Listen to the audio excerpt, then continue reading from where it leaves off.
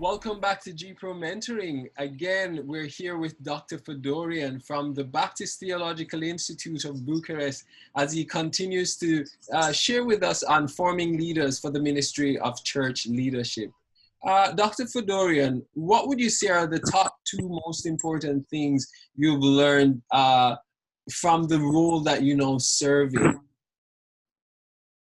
Thank you again, and I want to share with you a few lessons I learned during this year. First lesson, it is easier to become a cultural leader and a showman than to be a disciple maker pastor. I'm repeating, it is easy to become a cultural leader and a showman than to be a disciple maker pastor. It is not natural to invest or to disciple others.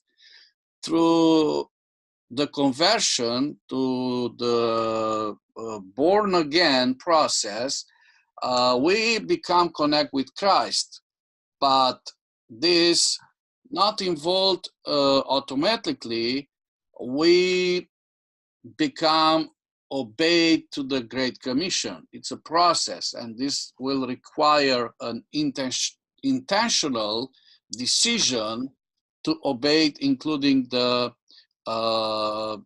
command to make disciples. This is the first lesson. The second lesson, all are called to form other leaders, but in order to form leaders on a large scale, a special call from God is needed.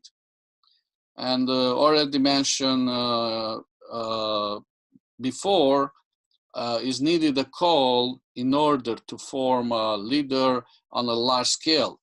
The third conviction, leaders need availability to let themselves to be trained and determination to apply the biblical truth in their act of leadership. Third issue, leaders need availability. This means to be available, to let themselves to be trained, and also determination to apply the biblical truths in their act of leadership. Without be available and to be determined to apply the truth of God in the leadership, the leaders cannot succeed. And also they cannot be formed. Too many leaders, they not want to be formed. They think they know everything, and that is a major obstacle in the process of forming others. And I will mention another issue here, another conviction, another important lesson I learned. A church can only change to the extent that their leadership change. A church can only change to the extent that their leadership changes. Without changing the leadership, a church cannot be changed. Only if a leadership is changed, and with a changed leadership, that it's this fact will lead to the bring changing in the church.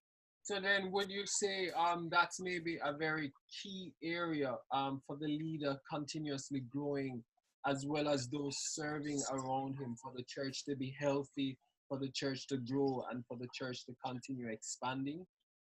Exactly. Without growing in a personal relation with God and in the competence for God, a leader will not help the church to grow, because the level of the leader, in one sense, will determine the spiritual level of the church. That sounds really good, and I agree with you. I know John Maxwell also talks about the law of the lid in some of his books. John Maxwell is a well-known leadership coach, and he really believes in that principle.